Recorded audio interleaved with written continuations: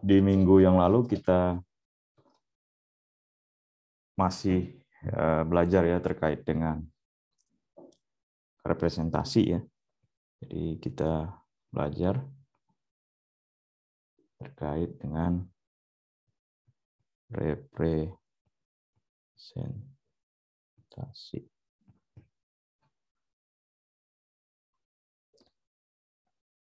Jadi representasinya ini spesifik terkait dengan apakah dia representasinya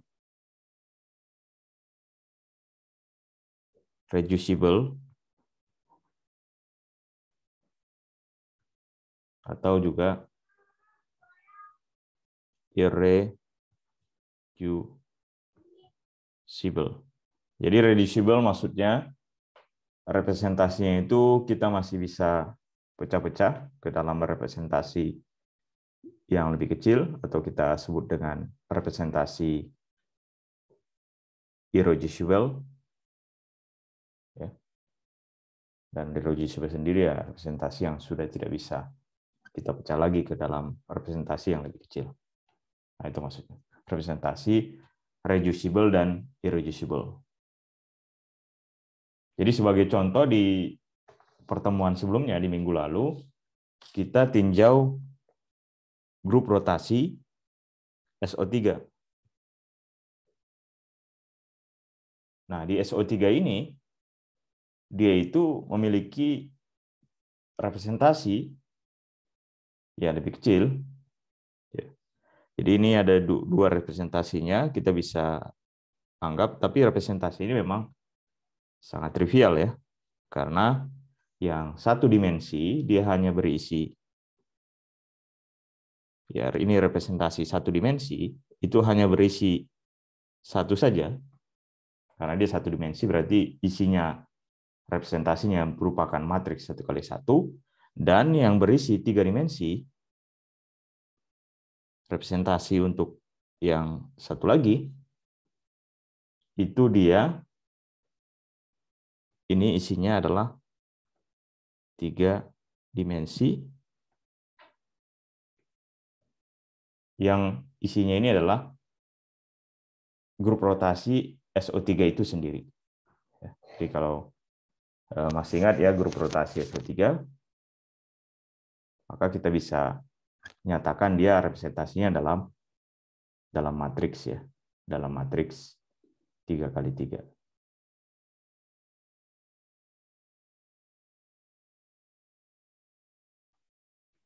Nah, berikutnya kita bisa membentuk representasi yang lebih besar. Jadi pertanyaannya di sini, kalau kita berhadapan dengan dua representasi seperti ini, apakah bisa kita membuat representasi yang lebih besar dari representasi yang kecil?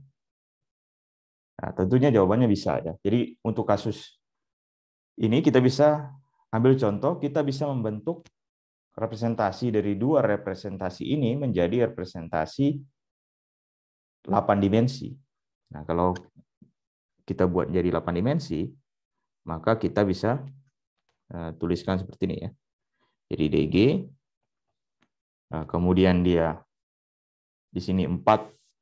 Jadi kita buat dalam blok diagonal ya. Di sini kita nyatakan sebagai D1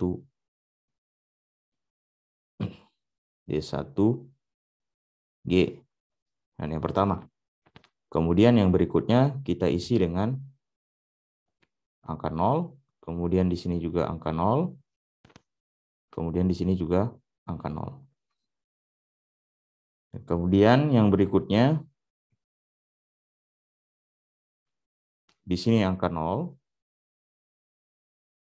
Berikutnya di sini angka 0.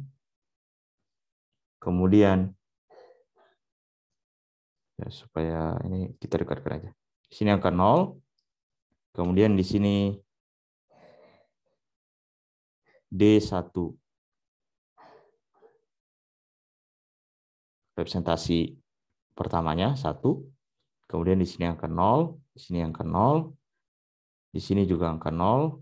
Kemudian di sini angka 0. Nah, ini representasi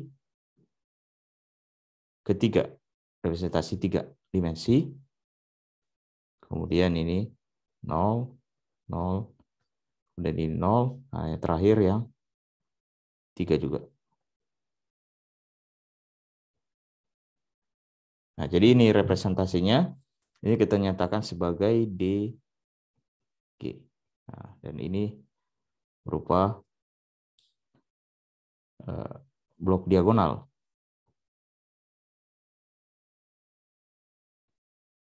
Nah, ini. Untuk memperjelasnya kita buat saja garis-garis ya, blok-blok seperti ini untuk menunjukkan batas-batas dari masing-masing ya. Nah, ini blok diagonal. Ini dinyatakan sebagai, dinamakan sebagai blok diagonal.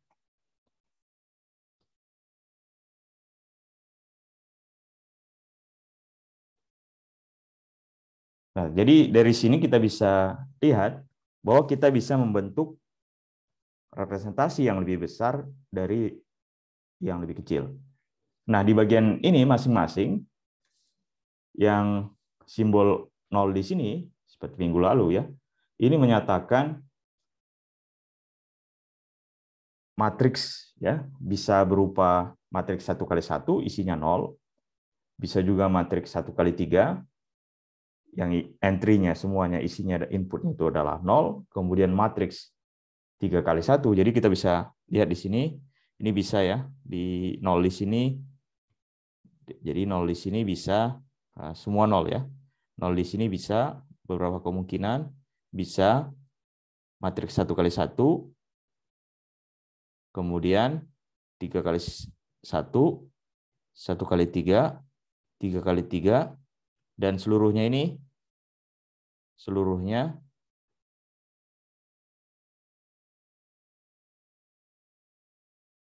memiliki entry 0.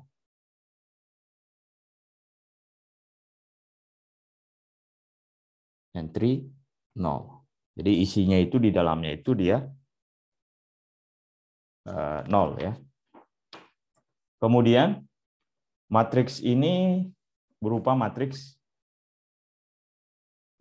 8x8 ya, karena dia ada 3 tambah 3 tambah 3 ya, tambah 1 tambah 1. Jadi kita bisa lihat bahwa setiap elemen G-nya direpresentasikan oleh matriks 8x8. Nah, kemudian dia juga berlaku sifat tertutup ini ya, DG1, kemudian DG2 itu merupakan DG1 G2. Jadi kita bisa membentuk representasi berapapun dari representasi 1 ini ya, 1 dan representasi 3 ini. Jadi 1G, D1G sama D3G. Kemudian jadi pertanyaan ya, apakah representasi DG yang kita bentuk ini merupakan representasi yang baru? Ya, tentunya tidak. Ya. Jadi representasi ini bukan representasi yang baru. Jadi ini merupakan representasi yang reducible. Ya. Jadi kita masih bisa pecah-pecah lagi dia ke dalam representasi yang lebih kecil. Nah, representasi DG ini kita bisa tuliskan itu sebagai direct sum ya. Jadi kita bisa tuliskan sebagai direct sum dari masing-masing representasi yang lebih kecil.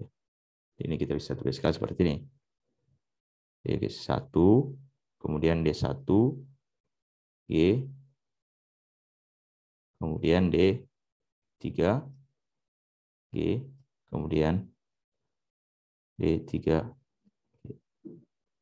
dan simbol plus di sini direct sum.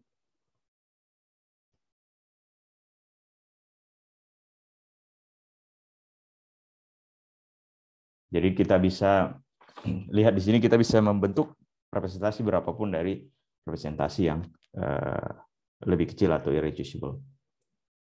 Nah, kemudian kita bisa juga memanfaatkan transformasi similaritas ya, menggunakan transformasi similaritas, kita juga bisa membentuk representasi yang lain ya. Jadi kita bisa bentuk menggunakan representasi similaritas bahwa D aksen G dengan menggunakan transformasi similaritas kita bisa tuliskan S inverse D G S. Jadi kita bisa membentuknya representasi yang lain, tapi di sini kita harus hati-hati dengan memilih S-nya. Jadi kalau kita memilih S yang salah, maka komponen 0 yang di bagian ini akan terisi, komponen 0 yang di sini akan terisi, itu mengakibatkan kita menjadi sulit untuk mengenali bahwa D aksen G itu adalah reducible. Jadi kita bisa tuliskan ungkapannya di sini ya. Jadi menggunakan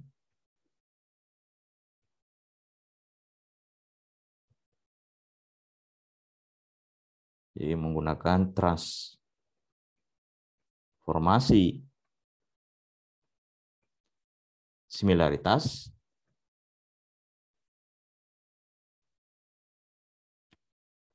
kita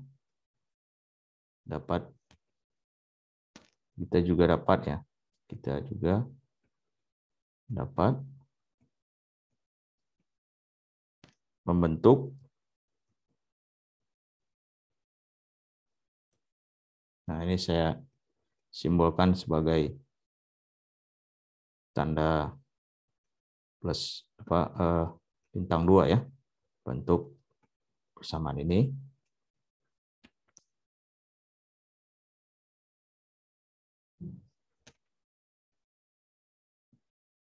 Namun di sini, jika salah memilih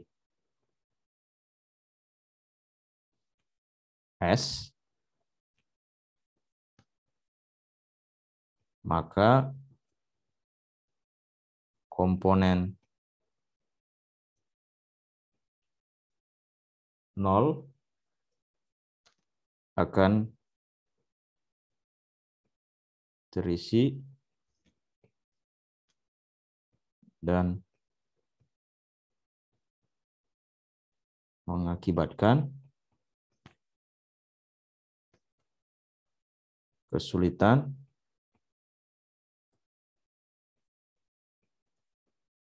bagi kita untuk mengenali bahwa D aksen G adalah reducible. Ya, jadi itu. Nah, ini ungkapannya ya. Jadi kita bisa menggunakan transformasi similaritas ini. Kita bisa gunakan menggunakan ini ya. Jadi S inverse D G S. Tapi kalau misalkan kita salah memilih S-nya, maka kita akan sulit mengenali apakah representasinya reducible atau tidak. Nah, sekarang kita kembali lagi ke representasi trivial D1G1 ya. Jadi sekarang kita kembali lagi ke representasi trivial ya. Kita kembali lagi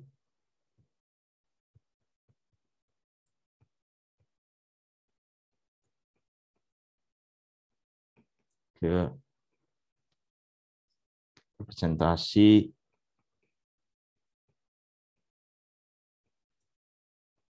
trivial. D1G sama dengan 1. Nah, dari sini jadi pertanyaan, kenapa kita tidak masuk ke representasi K plus K ya. Jadi K plus K. Jadi ini pertanyaan di sini, kenapa tidak dimulai dari matriks K kali K, yang di sini adalah matriks identitas. Ya.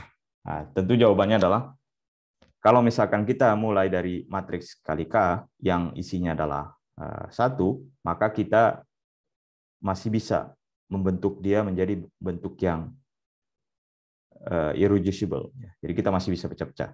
Tapi kalau kita langsung masuk ke representasi trivial sama dengan 1, maka tidak ada lagi representasi yang lain. Maka ini adalah representasi yang irreducible. Ya. Jadi kita bisa lihat yang paling gampang itu representasi irreducible itu adalah berupa identitas yang isinya hanya 1 saja ya, dan dia berupa matriks 1 kali 1. Jadi kita tidak bisa pecah lagi, tidak ada lagi yang lebih kecil dibanding representasi D1G sama dengan 1. Nah, jadi ini gambaran ya terkait dengan menentukan apakah dia representasinya itu dia reducible atau irreducible.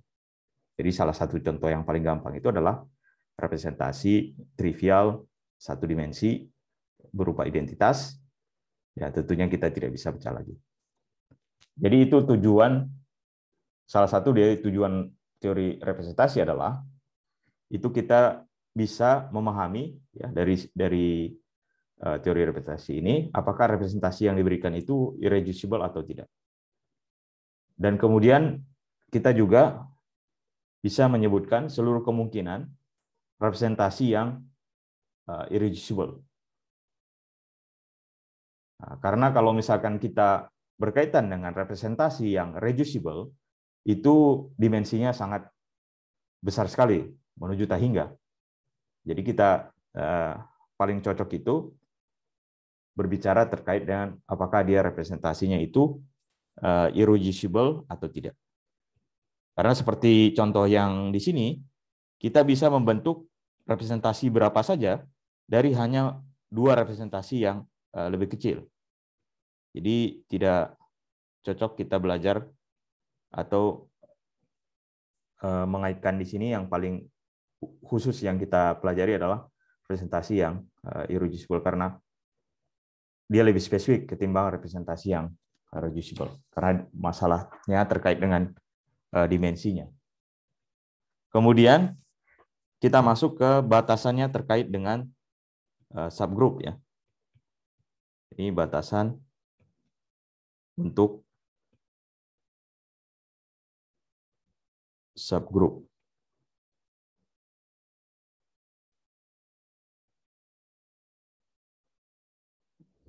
Jadi saya ingat kembali, subgroup itu merupakan sebuah himpunan dari sebuah grup ya, yang lebih kecil tentunya dari grup, dan dia memiliki sifat-sifat dari grup ya. Jadi dia himpunan bagian dari grup.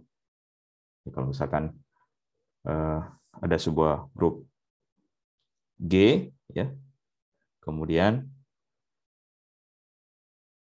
dia memiliki H di dalamnya ya, seperti ini kan, atau H merupakan subgroup ya dari G. Nah, tentunya representasi G, jadi representasi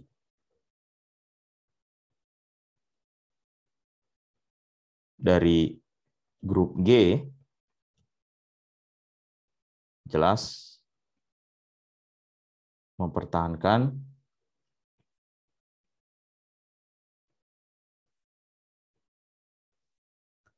representasi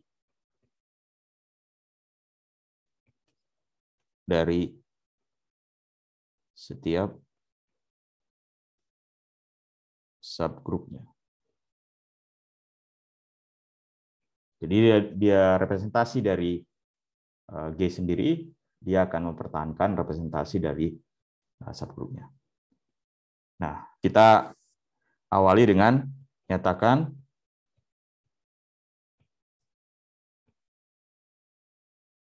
elemen subgrup H dengan H kecil. Ya.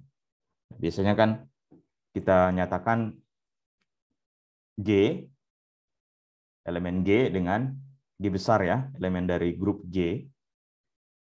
Yang kita nyatakan kalau grup itu kita nyatakan dengan huruf G besar, kemudian elemennya kita nyatakan dengan G kecil. Begitu juga dengan subgrup H ya. H besar kita nyatakan elemennya dengan H kecil. Nah, dari sini kita bisa tuliskan jika D1 DG1 kemudian DG2 itu sama dengan DG1 G2 untuk setiap G elemen dari G. Nah, kemudian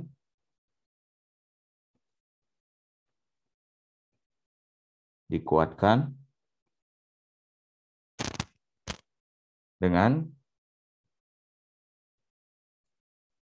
perkalian representasi dari H1, kemudian representasinya H2, itu sama dengan D H1 H2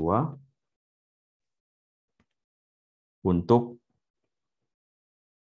setiap H elemen dari H kecil elemen dari H besar.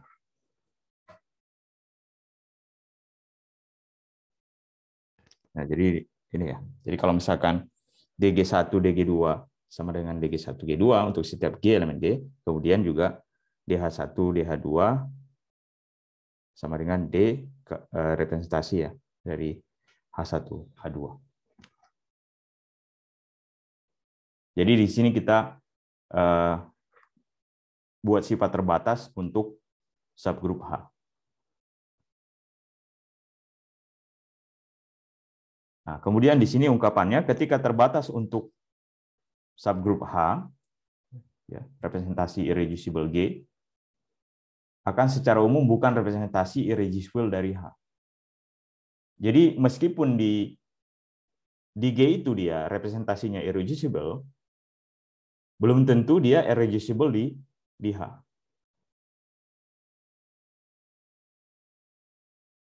Jadi kita pahami seperti itu ya. Jadi kalau kita dapatkan representasi yang reducible di G, belum tentu dia irreducible di H. Jadi belum tentu. Nah, jadi kita masih bisa pecah-pecah yang di bagian kita tersebut, kita masih bisa pecah-pecah di subgrup H-nya.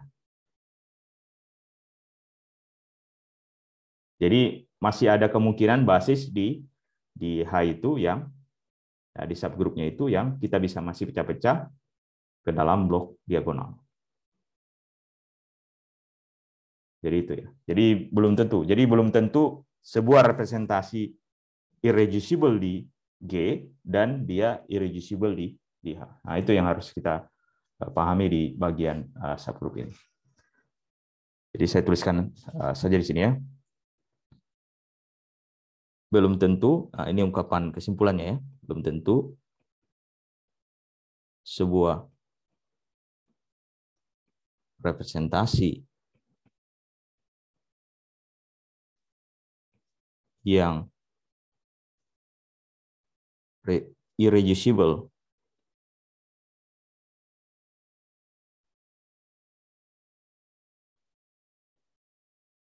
di G juga irreducible di H. Nah, itu.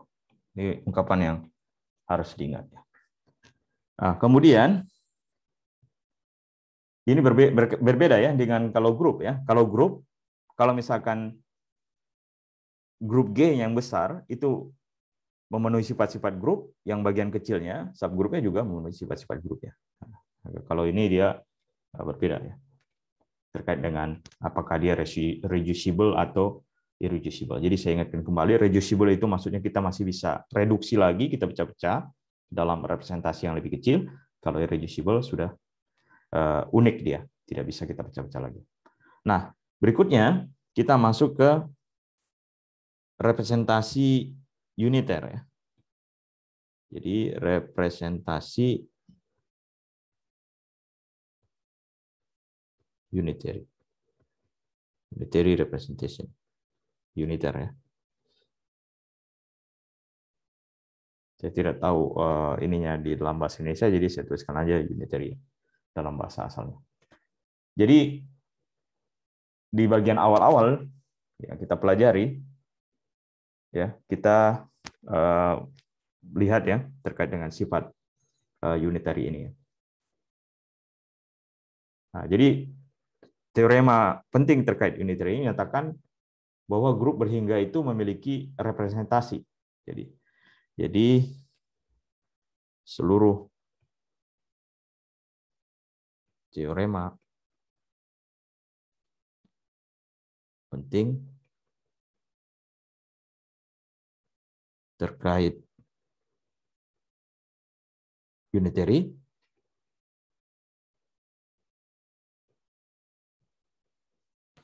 menyatakan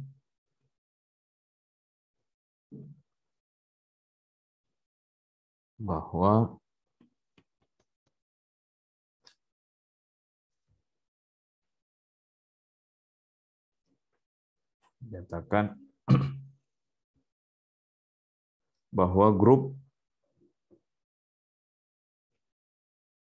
berhingga memiliki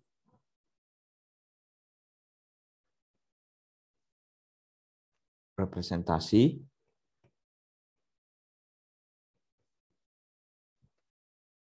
dapat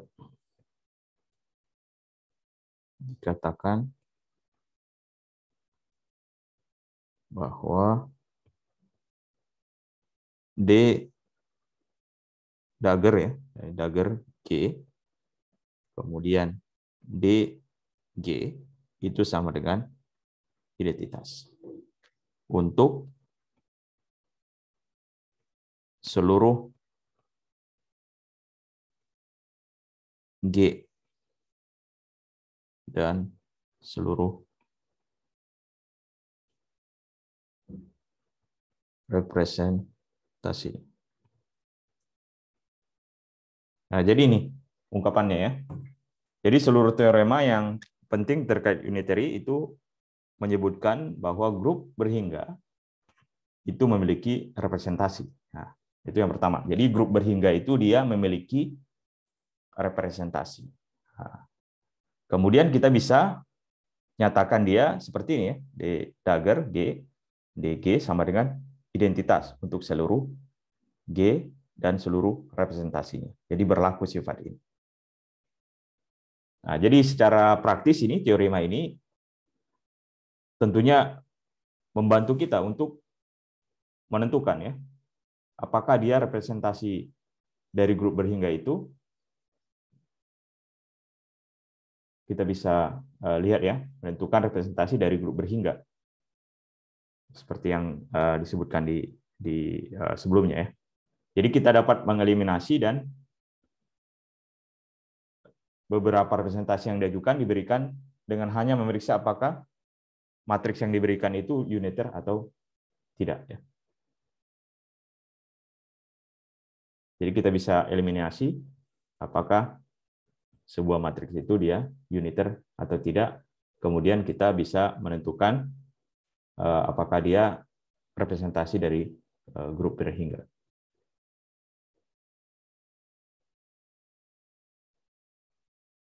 Jadi kita dimudahkan di sini untuk menentukan representasi dari sebuah grup berhingga ya,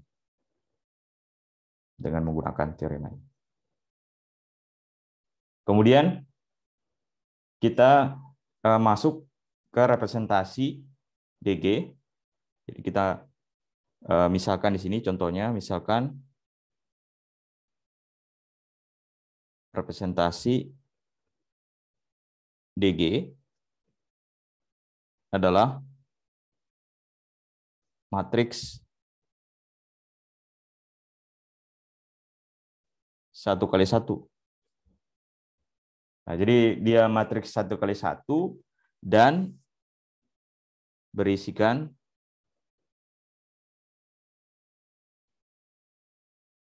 hanya bilangan kompleks. Jadi inputnya itu entry-nya hanya berupa bilangan kompleks. Kompleksnya yaitu R eksponensial ya, theta. Nah, jadi ini adalah bilangan kompleks ya. Jadi ada sebuah matriks representasi ya yang 1x1, kemudian isinya itu adalah bilangan kompleks. Nah, kalau misalkan kita mengalihkan dari bab sebelumnya, kalau kita misalkan tunjukkan bahwa pada grup berhingga, jadi pada grup berhingga, ada grup berhingga, karena dia memiliki limit ya, tentunya ketika kita kalikan dengan dia sendiri di awal-awal sebelumnya ya, maka kita dapatkan berupa identitas. Jadi karena dia ada limitnya, ketika kita operasikan berkali-kali dengan dia sendiri, maka dia akan kembali ke identitas. Dan K-nya di sini menyatakan dia ordernya. Jadi kalau misalkan dia 3 kali kita operasikan menjadi identitas, maka kita namakan dia sebuah grup berhingga itu memiliki orde sama dengan 3. Dan seterusnya. Kalau dia K orde, berarti dia memiliki orde sama dengan K. Nah, dari sini kita bisa tuliskan representasi dari GK ini, maka ini adalah identitas. Representasi dari GK, maksudnya representasi GK-nya itu sama dengan representasi dari G, kemudian kita operasikan sebanyak K kali. Jadi representasi G-nya kita operasikan sebanyak K kali, sama saja. Kemudian kita bisa tuliskan ini, karena ini berkaitan dengan DK ini, kemudian ini adalah representasi yang tadi, maka kita bisa tuliskan ini adalah R, E, I, theta, kemudian kita operasikan sebanyak K kali, atau kita pangkatkan. Nah, ini sama dengan R, K, kemudian ini adalah E, I, K, theta. Nah, di sini kita bisa dapatkan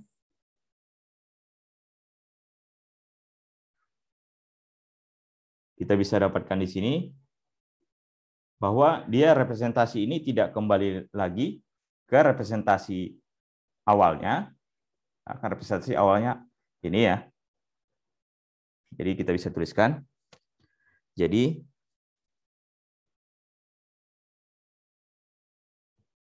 tidak akan kembali ke representasi awal jika, jadi tidak kembali lagi ke R I theta ini jika R tidak sama dengan 1. Nah, jadi kalau R-nya tidak sama dengan 1, maka di sini dia tidak kembali lagi ya. Jadi sini kan R, jadi 1 pangkat K. Jadi tidak kembali lagi ke sini. Tidak kembali lagi. Nah, kemudian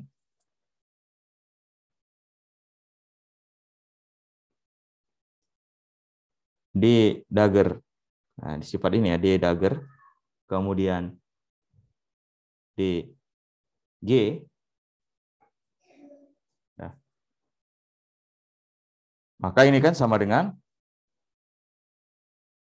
sama dengan awalnya ya. Ini sama dengan R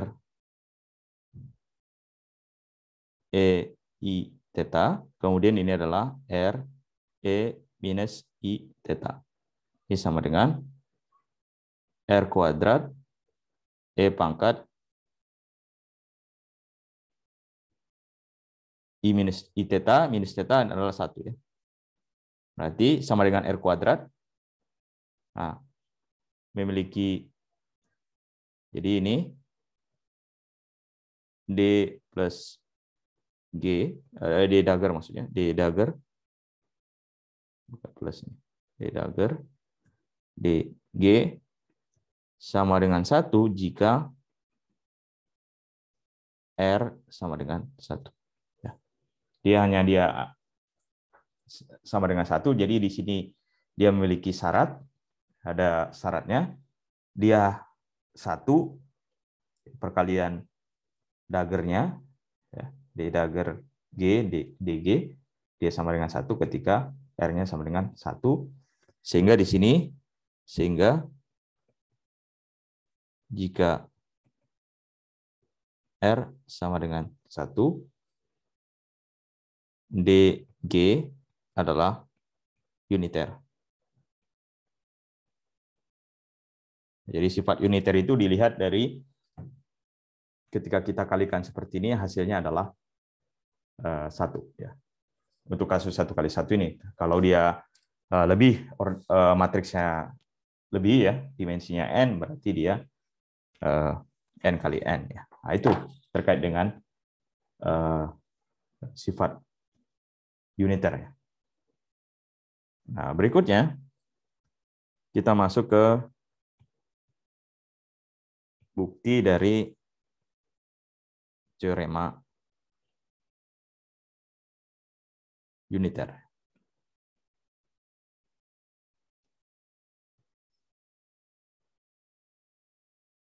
Jadi di awal-awal di aljabar linear kan sudah dijelaskan ini terkait dengan sebuah matriks ya.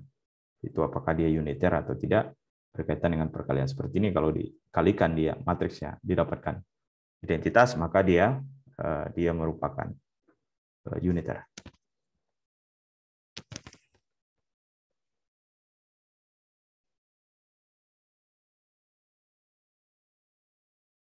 Nah, misalkan di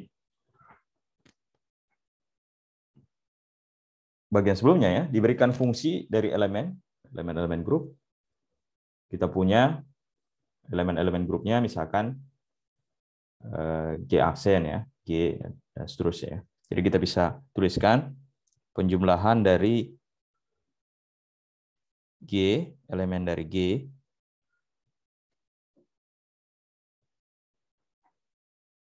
ya, semua fungsinya, fungsi grupnya. Ini berarti G, elemen dari G.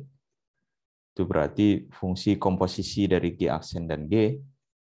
Kemudian kita bisa juga tuliskan ini sigma G, G, F, kemudian G, G aksen. Nah, ini sama saja sebenarnya. Ini ketiga ungkapan ini, yang pertama, kedua, ketiga, ini sama. Karena kalau kita lihat di sini, G ini adalah elemen dari G, kemudian komposisi. Jadi kalau misalkan ada elemen lain, G aksen, kita kalikan atau kita komposisikan dengan G, atau kita produkkan ya, istilahnya ungkapannya, kita operasikan, maka dia juga merupakan elemen dari G. Nah, ini hanya membalikkan saja kalau yang ini. Ya. Kalau urutannya berbeda, seperti ini, G aksen juga sama. Tidak bergantung urutannya. Jadi kita bisa tuliskan seperti itu. Jadi sifat-sifat ini yang dimiliki oleh sebuah fungsi grup ya, yang dia elemen-elemennya adalah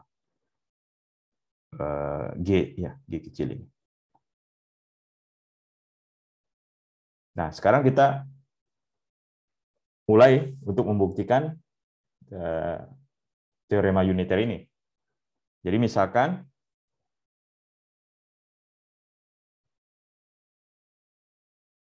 D tilde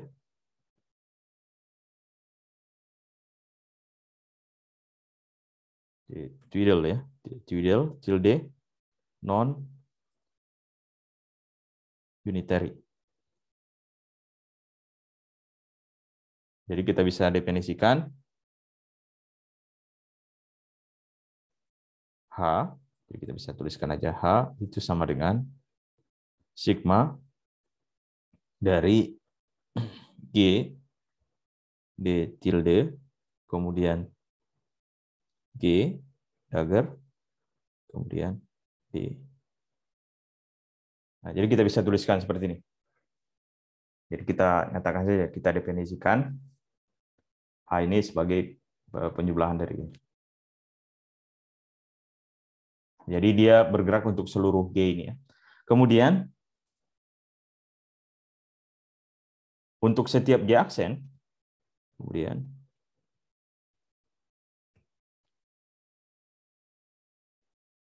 untuk setiap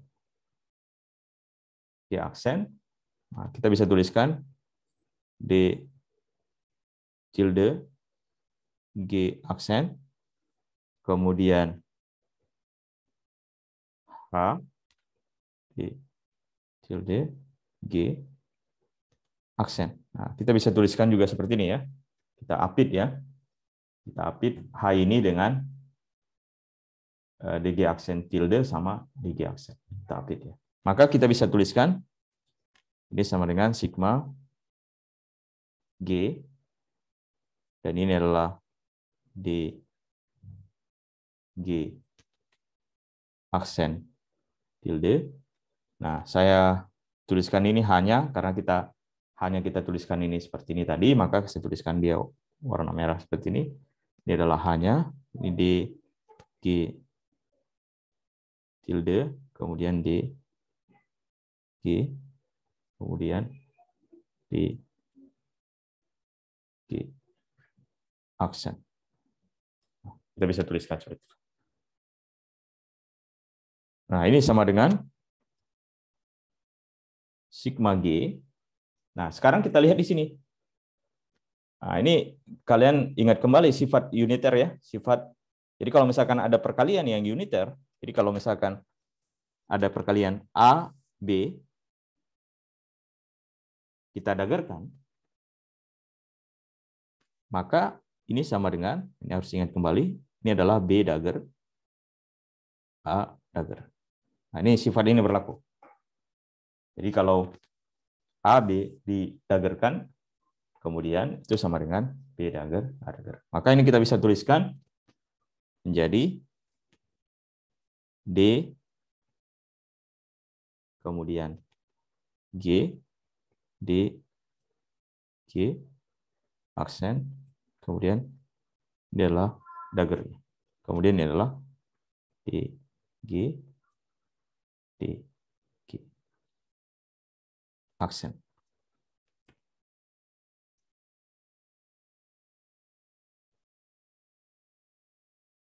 Atau ini sama dengan, nah ini baru kita masukkan ke sifat representasi.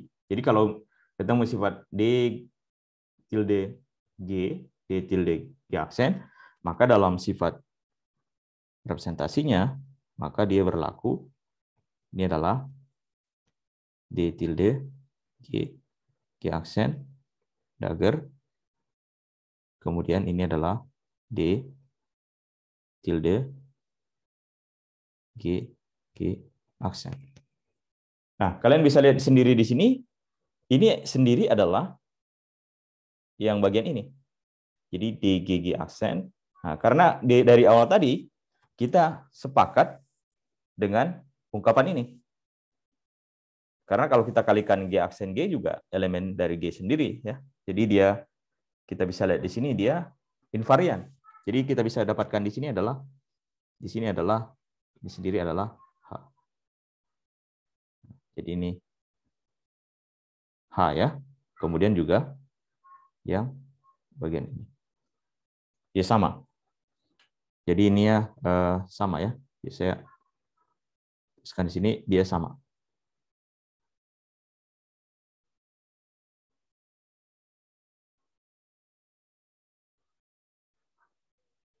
Nah, jadi sama. Jadi keduanya ini dia sama dia. Jadi H di sini dia invarian, tidak berubah dia. Ketika kita gunakan transformasi seperti ini mirip dengan transformasi similaritas ya di sini, tapi ini kita ganti dengan Heidegger atau Hermitian ya, Hermitian ya sebelumnya kan, karena H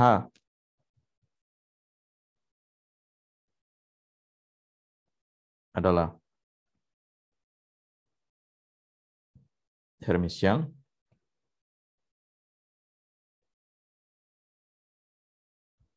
ada matriks. Kalau dia Hermitian, maka ada matriks unitary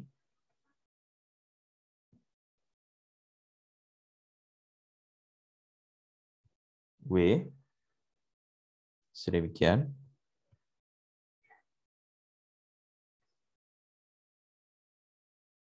sehingga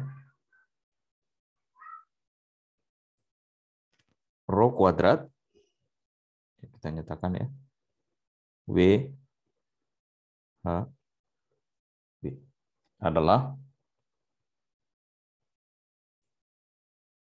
diagonal. Jadi ini adalah diagonal dan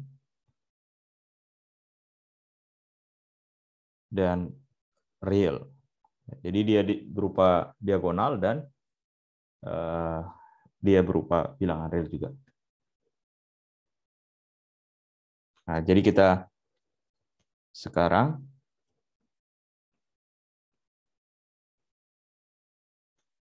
menunjukkan bahwa elemen-elemen diagonal tidak hanya real, tetapi juga positif. Positif. Jadi dia tidak hanya real, diagonal-diagonalnya, tapi juga dia positif juga.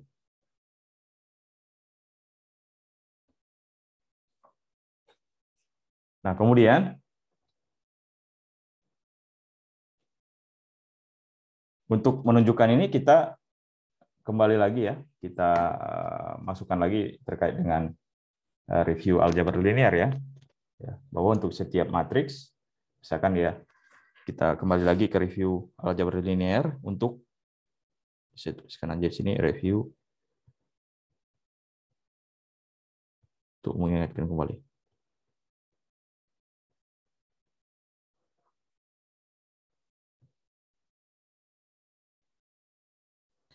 Untuk setiap matriks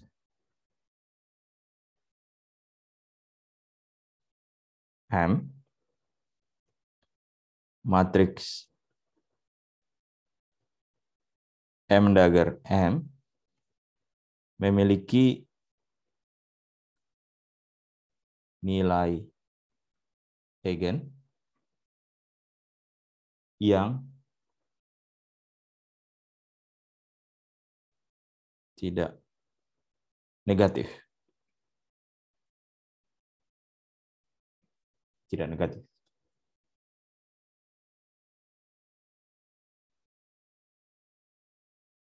Jadi dia untuk setiap M, ya matriks M, kemudian matriks M dagger kali M itu dia memiliki nilai eigen yang tidak negatif. Nah, jadi sekarang kita misalkan C adalah vektor kolom. Nah, jadi masih ingat ya, jadi kita bisa nyatakan di awal-awal sebelumnya ya, C menyatakan sebagai vektor kolom dengan 1, dia 1 ya, dia ambil 1 pada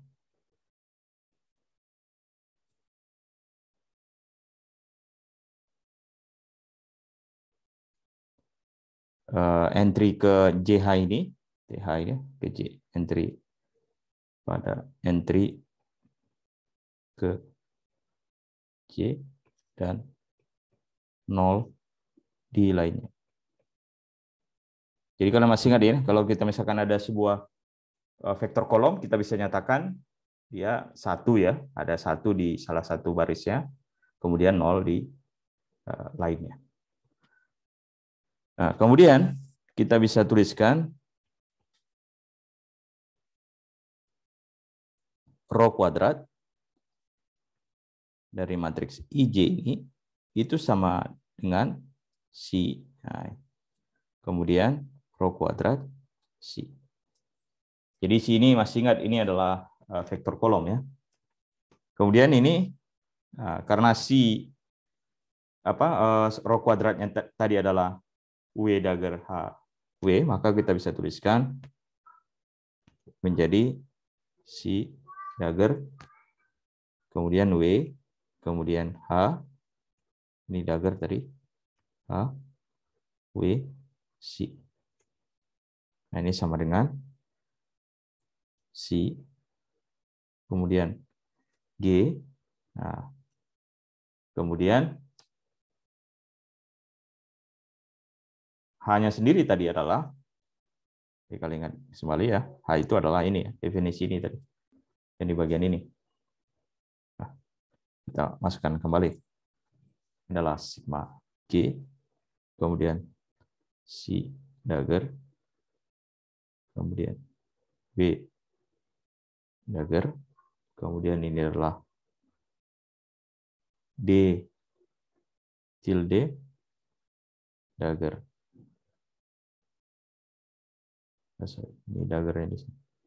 BG dagger D tilde G, kemudian di sini adalah W, kemudian di sini adalah C. Jadi itu kita bisa tuliskan seperti itu.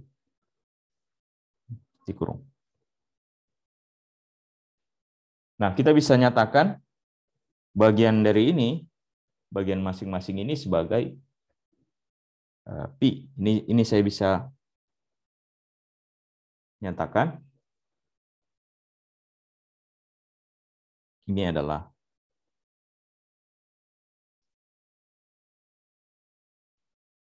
pi, kemudian saya nyatakan ini adalah pi G. Kita bisa nyatakan. Nah, kalau ini pi G, maka ini adalah, jadi kalau ini pi G, maka ini adalah pi G tilde. Maka ini sigma G, kemudian pi G dagger,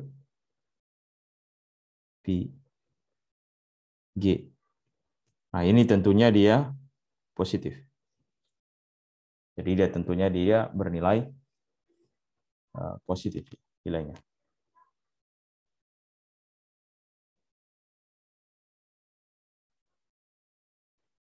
Nah, kemudian kita definisikan ya. Jadi kita definisikan bahwa D, G, kita definisikan itu sama dengan rho, kemudian W dagger, kemudian D tilde G, kemudian rho inverse. Nah, kita definisikan seperti ini. Nah, sekarang kita buktikan.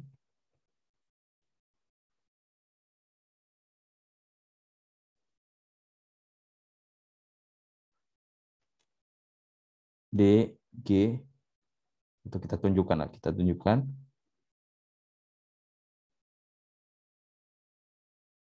JG adalah uniter.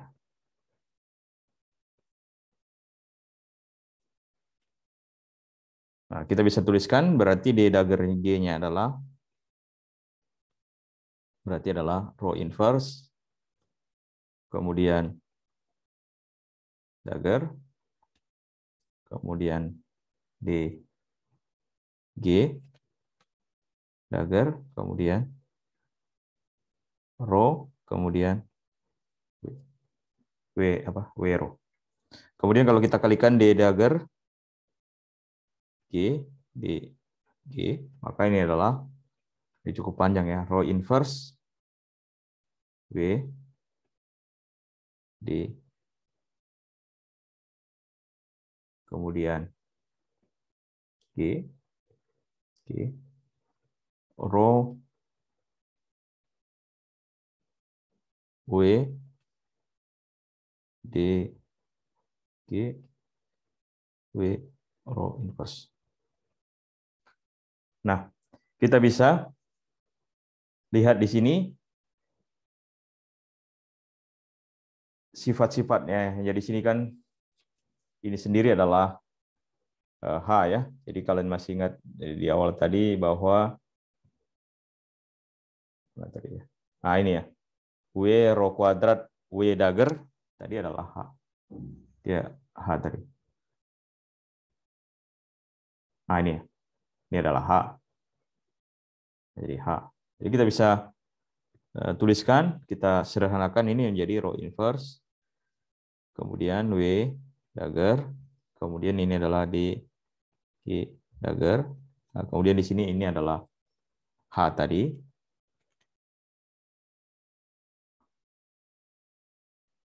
Maka kita bisa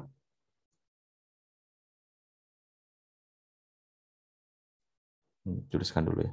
D G dagger.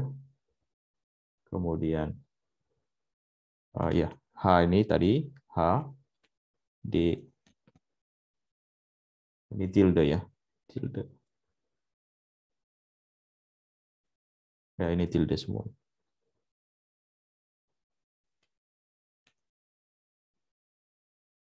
Saya cek dulu. Takut salah ya. Dia tilde.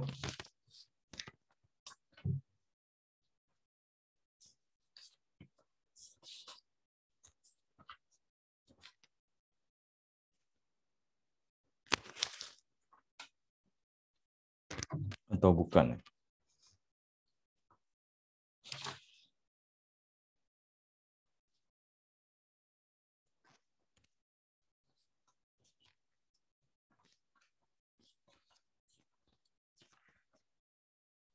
Ya, tilde ya. Jadi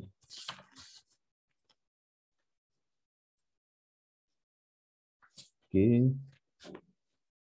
Oh ya. Jadi ini tadi D dagger G rho inverse W D dagger, ini tilde tadi. Ya, memang tilde. Yang ini bukan yang sebelahnya. Jadi G tilde H. Kemudian H D tilde. Kemudian G. Kemudian W rho inverse. Nah, jadi kita bisa tuliskan seperti ini. Kemudian yang bagian ini sendiri, yang tadi ya, DGH. DG ini dia invarian, maka kita bisa tuliskan ini adalah rho inverse. Kemudian di sini adalah W dagger, inverse maksudnya. Dagger, kemudian ini adalah H, kemudian di sini adalah W, kemudian di sini adalah rho inverse. Nah, dari ini kita bisa lihat W dagger H, W itu adalah rho kuadrat tadi. Tadi rho kuadrat. Nah, ini adalah rho kuadrat. Maka ini adalah rho inverse kemudian ini adalah row kuadrat, kemudian di sini adalah row inverse. Nah, ini tentunya dia adalah identitas. Nah, kalau dia identitas berarti dia bersifat uniter. Jadi unitary teorema ini dia terbukti dari sini, dari proses panjang tadi. Jadi teorema uniter dia terbukti dari sini. Nah, kemudian ini berguna ya untuk melihat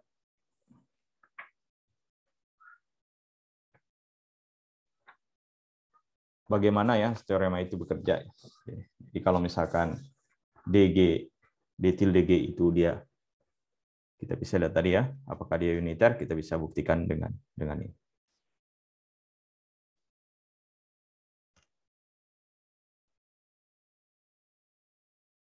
Nah, kemudian di sini juga kita bisa lihat, kemudian di sini H, ya, jadi H itu, matriks H itu dia memiliki proporsionalitas, kesebandingan ya dengan identitas. Jadi kita bisa lihat H itu sendiri adalah N, G, kemudian I. Jadi H itu adalah NGI dengan NG adalah, sorry ini kali ya. Dengan ini adalah NG adalah jumlah elemen grup.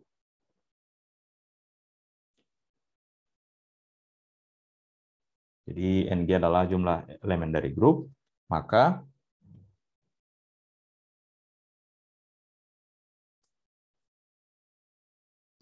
kalau misalkan W-nya adalah identitas, maka kita bisa tuliskan di sini berarti row-nya adalah N, kemudian G, akar ya. Nah, kenapa akar? Karena kita bisa lihat tadi di atas, row itu sendiri adalah, row kuadrat sendiri adalah, tadi, nah ini, row kuadrat sendiri adalah W dagger H, W. Jadi kalau misalkan row itu adalah H itu adalah NGI, maka ketika W-nya sama dengan I, maka kita bisa tuliskan row itu adalah akar dari NG kali I. Nah, jadi row di sini dia sebanding ya, sebanding dengan matriks identitas. Kemudian dari sini kita bisa dapatkan, jadi di sini kita bisa lihat row sebanding berbanding lurus ya, berbanding lurus dengan matriks identitas.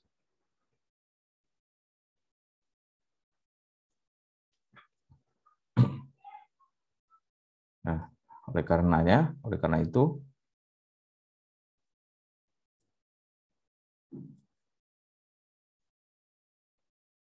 DG itu sama dengan row D tilde G row inverse. Tentunya dia berarti sama dengan D G tilde. Ya, tentunya ini sifat ini akan berlaku ya. Karena kalau ini adalah identitas yang row-nya, maka ini dia berlaku row DG, row inverse adalah DG. Dia seperti itu. Jadi di sini kita bisa lihat di contoh ini ya, presentasi matriks. Di sini matriksnya itu dia real ketimbang dia kompleks. Kemudian berikutnya, apakah dia matriks uniter itu dia ortogonal? Ya, tentu juga dia ortogonal. Jadi kita bisa tuliskan, kalau misalkan DG adalah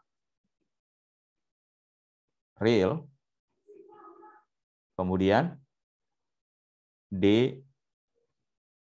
transpose, ini bukan Tweedle ya, bukan Dagger, transpose D transpose, kemudian dikalikan dengan DG-nya sendiri adalah identitas. Jadi dia kita bisa tuliskan seperti itu. Jadi selain dia real, dia juga ortogonal. Jadi sifat atau teorema unitary itu kita bisa buktikan dari pernyataan tadi. Nah, sekarang kita masuk ke sifat kompak atau non kompak ya. Jadi kompak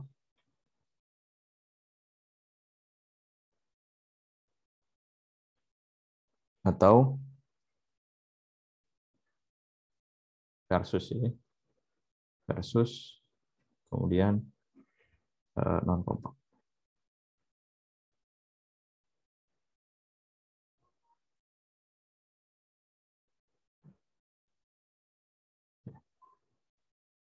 Jadi kita bisa lihat di sini apakah dia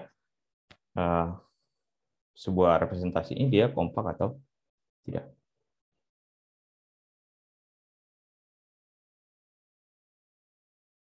Jadi kalau buat kembali lagi di sini awal ya, kita bedakannya dengan matematikawan ya. Di dalam fisika itu, bagi fisikawan itu, dia itu hal yang sangat wajar ya untuk memeriksa apakah teorema itu berlaku ya uniter ya. Teorema itu uniter berlaku untuk grup selain grup berhingga. Jadi bagi fisikawan dia berpikir ya, berlaku juga untuk selain grup berhingga ya, sifat uniter tadi ya. Jadi itu yang perlu dilihat. Bagi matematikawan dia harus spesifik dulu, dia harus teliti dulu, baru dia bisa memberikan ungkapan bahwa sebuah teorema uniter itu berlaku selain pada grup berhingga, juga pada grup yang tidak berhingga. Kalau buat fisikawan, kalau dia udah lihat teorema berlaku untuk salah satu spesifik, kemudian dia menganggap untuk selain grup, misalkan dalam kasus ini selain grup berhingga juga berlaku. Nah, sekarang kita uji ya. Kita uji untuk SO2. SO2. Nah, yang lebih sederhana, yang paling sederhana ya. Nah, di SO2 itu berlaku bahwa R kemudian transpose itu sama dengan identitas.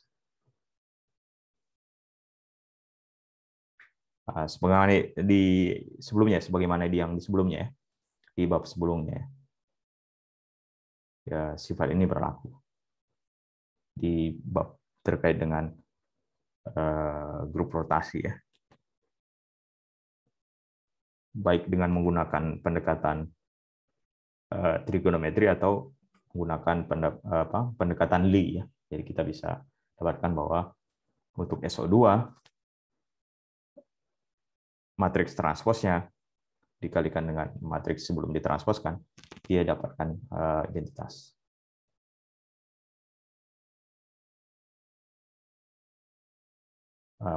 Seperti yang saya awal tadi jelaskan, buat fisikawan yang tidak terlalu teliti ya, tentunya dia akan menganggap apa bedanya ya, apa bedanya antara grup yang berhingga dan tidak berhingga ya, apa bedanya. Jadi dia menganggap sifat salah satunya berlaku, maka di yang lain juga berlaku. Contohnya untuk kasus ini ya. Jadi kalau misalkan dia di sini berlaku untuk yang SO2, tentunya buat fisikawan yang tidak terlalu teliti, maka dia juga menyatakan tentunya akan berlaku pada dimensi berapapun. Dan tentunya kalau untuk kasus ini juga berlaku juga sifat ini ya, untuk kasus dimensi berapapun. Nah, buat fisikawan dia ada ungkapan ya di buku ini ya terkait ini ya, ditembak dulu kemudian baru bertanya belakangan. Jadi dia sifatnya itu dia tidak terlalu berpikir lebih ini, lebih detail ya. Biar beda dengan matematikawan. Kalau di matematikawan dia harus teliti dulu satu-satu konsepnya, kemudian dia baru menarik kesimpulan. Tapi seringnya terjadi itu di fisikawan itu ya kita bisa memiliki konsep matematika sendiri yang buat orang matematika itu tidak umum ya. Atau bahkan ada juga konsep-konsep matematik yang dikembangkan dari fisika ya. Karena fisika itu kan dia harus bisa menggunakan tools matematik untuk memahami hasil-hasil eksperimen atau pengujian yang dilakukan. Jadi kalau misalkan hasil eksperimen tidak sesuai dengan teorinya atau matematika yang dikembangkan, maka tentunya dia harus merombak kembali teorinya supaya dia sesuai dengan hasil eksperimen. Tapi kadang juga hasil eksperimen itu dijadikan acuan untuk membuktikannya menggunakan hasil teoritik ya, perkalian penghitungan teoritik analitik digunakan untuk mengembangkan eksperimen. Keduanya saling berkaitan. Ketika eksperimen yang dilakukan itu membutuhkan effort yang besar ya, baik secara biaya dan secara waktu dan sebagainya. Jadi terkadang teori itu mendahului eksperimen, atau sebaliknya eksperimen juga terkadang mendahului teori. Jadi keduanya berkaitan antara teori dan eksperimen. Jadi kalau misalkan salah satunya bergerak sendiri, maka kita akan sulit untuk menelaah hasil eksperimen atau menjelaskan teori yang dikembangkan kalau tidak ada eksperimen. Jadi eksperimen dan teori saling berkaitan. Nah, kemudian kita sekarang masuk ke grup Lorentz ya. Kita masuk ke grup Lorentz. Nah, di grup Lorentz kalian masih ingat bahwa kita bisa nyatakan ini untuk dua dimensinya cos hiperbolik pi, kemudian sinus hiperbolik pi, kemudian di sini adalah sinus hiperbolik pi, kemudian ini cos hiperbolik pi. Nah, kalau di sini L pi transpose, kemudian L pi itu tidak sama dengan identitas. Nah, dari sini kita bisa lihat ya. Kalau di sini kita transposkan ini berarti cos hiperbolik, sinus hiperbolik. Jadi kita bisa tuliskan di sini hasilnya. Jadi saya tuliskan aja. Jadi sini kita bisa tuliskan yang ini ya. Jadi ini kan maksudnya adalah cos hiperbolik pi. Berarti ini adalah tetap ini ya, sinus hiperbolik pi. Kemudian di sini adalah sinus hiperbolik pi, cos hiperbolik pi. Kita kalikan dengan dia sendiri ya. Karena dia sama.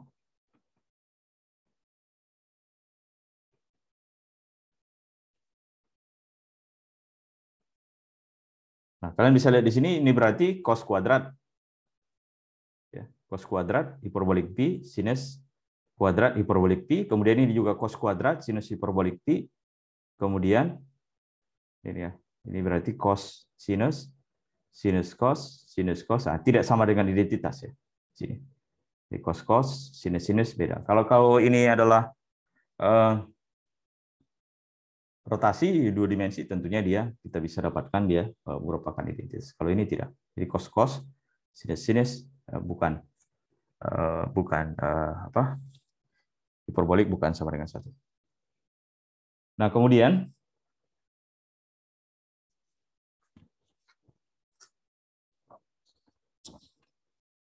sekarang kita lihat, kita uji yang lain. Nah, kan grup Lorentz ini dia advance ya. Dia sudah lanjut ya. Kemudian kita ambil grup yang sederhana. Untuk membantah ungkapan tadi kan, kalau yang tadi kan setiap grup yang tadi dia harus merupakan identitas ya. Kalau misalkan kita kali dia merupakan identitas ya tadi untuk membuktikan tadi. Nah, sekarang kita ambil matriks yang lebih sederhana hanya berupa matriks DX dengan entry-nya itu adalah 1, 0, X, dan 1. Untuk membuktikan yang tadi ya. Nah, sekarang kita lihat D transpose. DX ya. DX. Kemudian transpose. DX. Maka adalah, ini berarti adalah 1. Nah, kita transposkan, ini berarti 1. Kemudian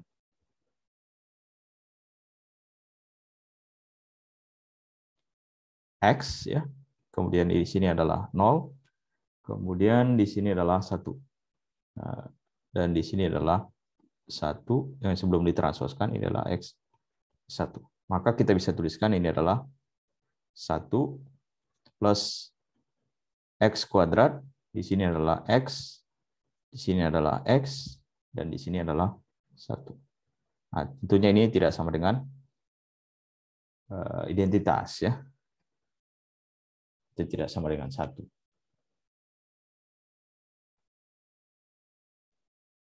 Nah, jadi untuk yang tadi berlaku ya tadi, untuk grup berhingga tadi ternyata tidak berlaku di sini untuk yang diskrit. Ya, klaim di awal tadi kalau berlaku untuk sebagian ya berlaku untuk seluruhnya. Nah, tidak berlaku untuk diskrit di sini. Jadi kita bisa lihat batasi di sini X-nya itu adalah bilangan bulat ya. Nah, ini berkaitan dengan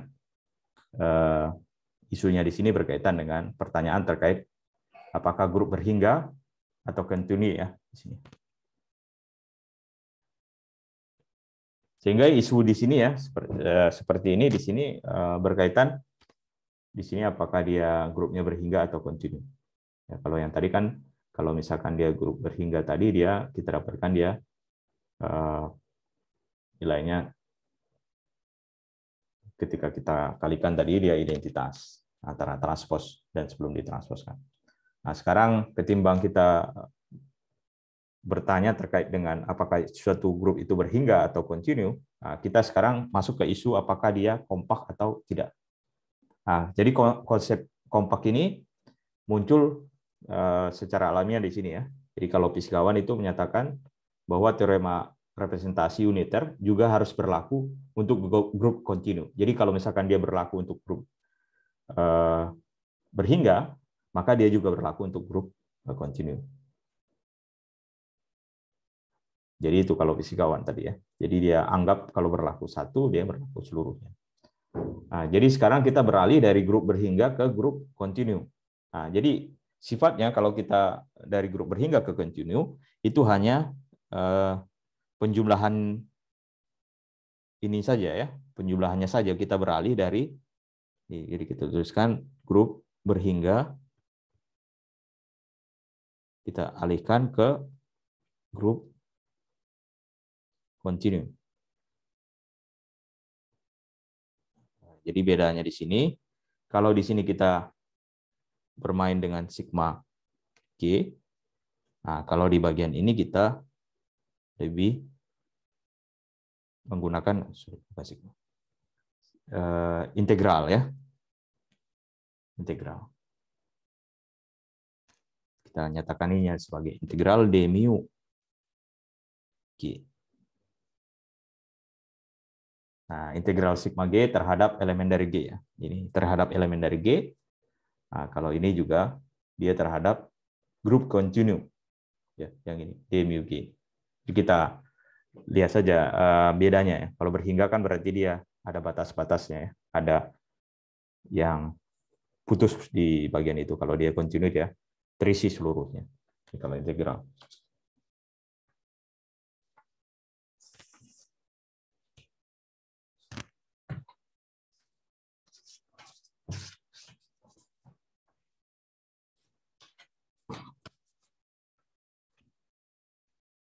Nah, kemudian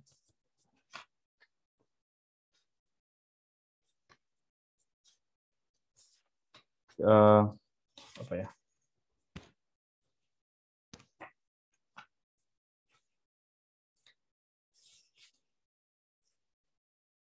Nah, kemudian dari sini kita berangkat ya. Tadi kan kita sebutkan tadi apakah dia grupnya apa namanya berhingga atau tidak. Kemudian sekarang kita masuk ke sifat continue atau tidak ya. Sifat dari ininya apa namanya representasinya ya, representasi grupnya.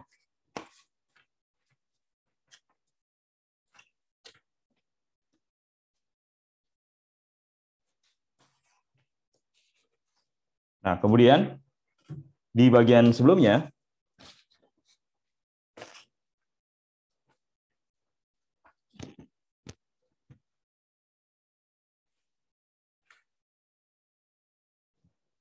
jadi kita mana tadi ya?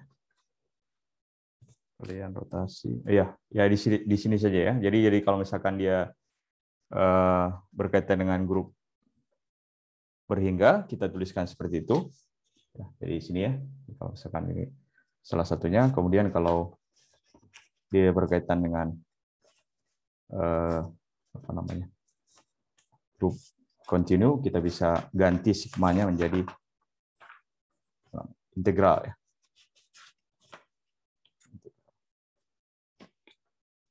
Nah, kemudian kita masuk ke tadi apa lagi? Ke perkalian representasi ya. Jadi kita masuk ke perkalian representasi.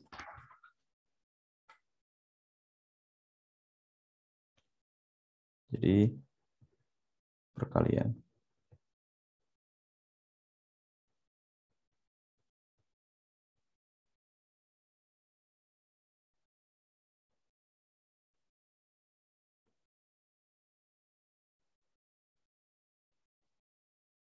Nah, jadi untuk perkalian representasi ini kita ingatkan kembali terkait dengan representasi yang kita bentuk dari representasi yang apa namanya lebih kecil ya. Kalau di awal aja kan kita bisa membentuk representasi yang lebih besar dari representasi yang lebih kecil. Nah, kemudian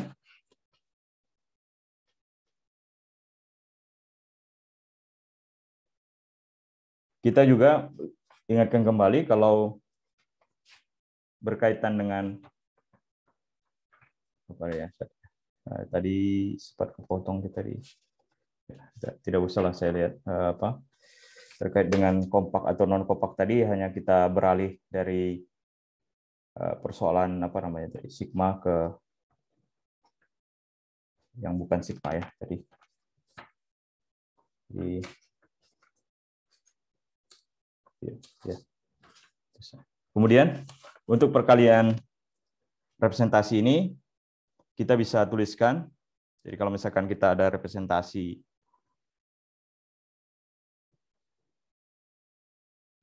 DRG, kemudian ada representasi SG. Nah, ini maksudnya representasi RG itu maksudnya grupnya ini representasinya dinyatakan sebagai R, dinyatakan sebagai S. Maka perkaliannya di sini DG sama dengan DR, kemudian G, kemudian DS. G. Nah, perkalian di sini kita nyatakan sebagai direct product ini. Sebagai direct product. Jadi di sini dimensinya di sini adalah DR, DS, kemudian kali DR, DS. Dimensinya ya. Dimensi DR, DS kali DR, DS. Ya. Jadi kalau misalkan 2 kali 2 kali 2 kali 2 ya kita bisa nyatakan seperti ini ya. Jadi kalau misalkan 2 kali 2 berarti 2 kali 2, 2 kali 2. Jadi 4 kali 4 ya. Kita bisa nyatakan seperti ini. Nah, sehingga kita bisa tuliskan DG A alfa, kemudian di sini adalah B beta, harus lebih kecil ya, B beta, itu sama dengan DR, kemudian G AB, kemudian ini adalah DS G alfa beta. Jadi kita menggunakan di sini huruf berbeda untuk melambangkan indeks-indeks pada DR dan DS. Nah, jadi di sini untuk menekankan ya, keduanya berbeda ya. Itu dia bergerak atau meliputi rentang yang berbeda. Jadi kalau misalkan di sini A, B itu berjalan dari 1 sampai dengan DR, maka di sini B alfa beta juga bergerak berjalan dari 1 sampai dengan DS. Ya, jadi dia berbeda ya. Dia satu yang AB bergerak dari 1 sampai DR, yang satu lagi dia bergerak dari 1 sampai dengan DS. Nah, kemudian aturan perkalian matriksnya kita bisa tuliskan di sini aturan perkalian.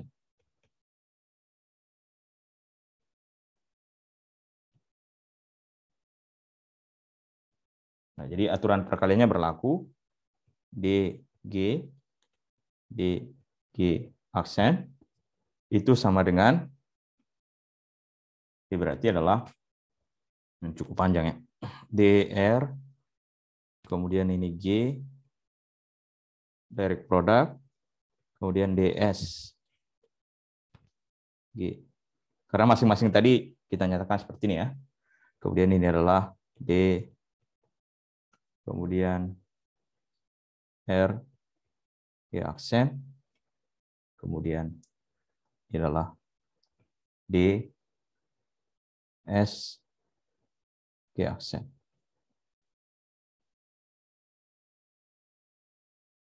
Nah, kita kelompokkan sekarang yang sama, yang bagian ini ya, DR, representasi yang sama, berarti ini adalah DR, kemudian di sini G, kemudian di sini adalah DR, G aksen. Nah, kalau di sini adalah DS, G, kemudian di sini adalah DS, G aksen. Nah, tentunya karena ini sifat ini berlaku tadi, maka ini adalah D, G, aksen. Nah, jadi ini menunjukkan secara eksplisit bahwa perkalian representasi itu merupakan representasi. Jadi perkalian dari sebuah representasi, perkalian ya representasi itu adalah juga merupakan representasi. Nah, jadi pada umumnya di bagian ini tidak ada alasan di sini bahwa perkalian representasi ini dia irreducible. Belum tentu ya. Nanti kita akan jelaskan sebelumnya, berikutnya maksudnya terkait dengan ini. Kemudian kita di sini menggunakan direct product ya, ketimbang direct sum. Jadi kita lebih familiar di sini menggunakan direct product di sini.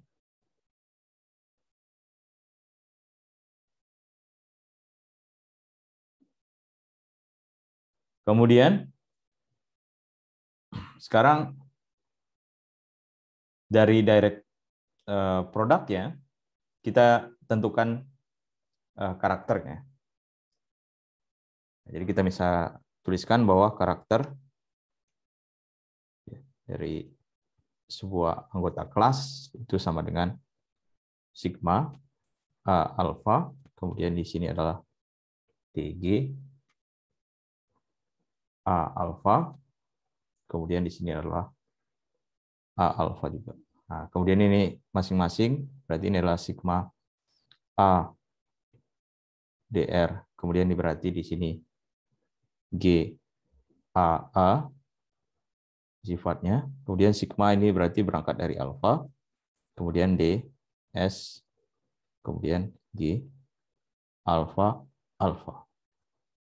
Nah, ini tentunya kita bisa tuliskan ini berarti karakter dari C untuk representasi R, ini berarti karakter C, kelas C untuk representasi dari S. Jadi C ini menyatakan kelas G ya, yang merupakan bagiannya. Jadi di dalam kelas itu ada G ya di dalamnya. Jadi dia satu kelas-kelas yang sama kita bentuk. Jadi karakter dari direct product, representasi ya dari direct product itu adalah perkalian dari karakter representasinya ini, misalnya karakter ya.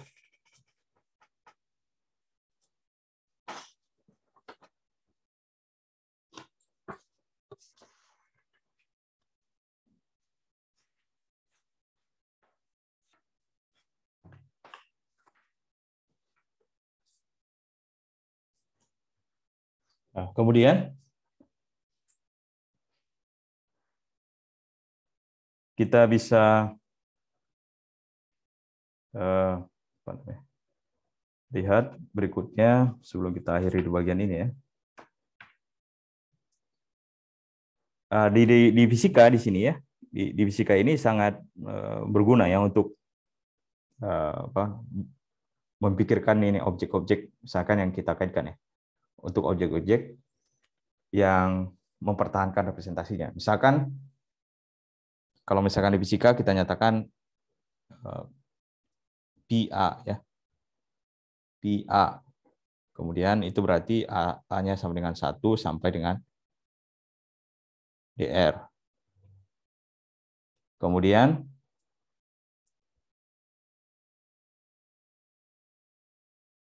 jadi objek-objeknya itu merupakan kombinasi linear dari ini ya, PA ini. Kemudian kalau misalkan ada fungsi yang lain, objek yang lain maksudnya. Objek yang lain berarti objeknya dari 1 sampai dengan DS, misalkan di sini objeknya.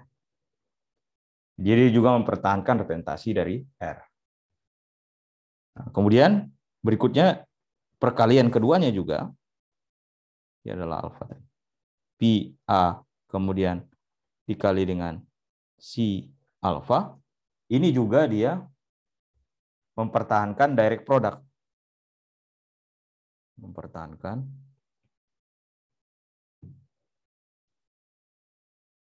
direct product dari representasinya. Jadi dia mempertahankan juga direct product dari representasinya. Jadi di sini berkaitan dengan objek-objek apa namanya? Pada kuantum ya. Jadi bisa kita kaitkan dengan fungsi gelombang ya di dalam mekanika kuantum. Kita bisa kaitkan dengan fungsi gelombang, karakter-karakter yang disebutkan tadi ya. Jadi kalau kita berkaitan dengan kuantum, tentunya kita berkaitan dengan fungsi gelombang.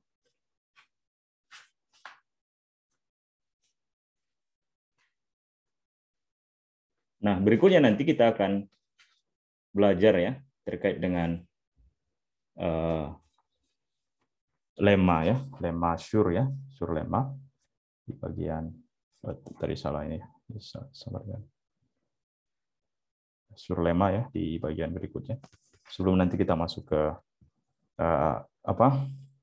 penerapannya pada kuantum ya, dalam dunia kuantum. Jadi perkalian produk yang tadi direct sama yang tadi representasinya itu berlaku di sini R ya ini S ya. Jadi dia R sama S-nya itu dia mewakili representasinya dari perkalian. Nah, jadi di bagian ini kita tadi lumayan banyak sudah belajar terkait dengan representasi. Jadi representasi itu ada reducible dan irreducible, tapi yang lebih fokus kita di sini adalah irreducible karena kalau berkaitan dengan reducible itu dia tidak terbatas karena kita bisa membangun representasi yang lebih besar ya atau reducible dari representasi yang lebih kecil. Jadi yang kita kaitkan di sini lebih ke representasi yang irreducible. Kemudian kita juga menuliskan batasan untuk subgroup. Kita lihat ya, apakah di dalam subgroup itu, kalau misalkan di dalam sebuah grup dia berlaku, dia irreducible, apakah dia juga berlaku sifat irreducible di H juga. Tentunya kita bisa dapat kesimpulan, belum tentu sebuah representasi yang irreducible di G juga irreducible di H. Kemudian kita masuk tadi ke representasi uniter. Nah, di representasi uniter kita bisa uji dengan sifat ini. Kalau misalkan dia DG, GDGI, di daggernya, untuk seluruh G dan G-nya itu merupakan anggota grupnya, grup G, maka kita bisa nyatakan dia merupakan representasi yang uniter.